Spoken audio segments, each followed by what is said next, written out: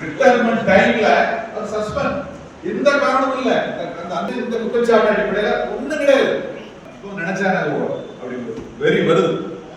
ஒரு தலைமை ஆசிரியரை எந்த காரணமும் இல்லாம சஸ்பெண்ட் பண்ண நாராஜன் தன்னுடைய ஐஏஎஸ் பதவி, அவருடைய நல்ல குட் புக்ஸ் நிறைய இருக்கு. நான் அது விவாதிக்க விரும்பல, உண்மையில பாராட்ட விஷயம். ஆனால் ஒரு சக சிப்பந்தியை சக ஊழியரை எப்படி மதிக்கணும் அப்படின்னு நம்ம தெரிஞ்சிடணும்.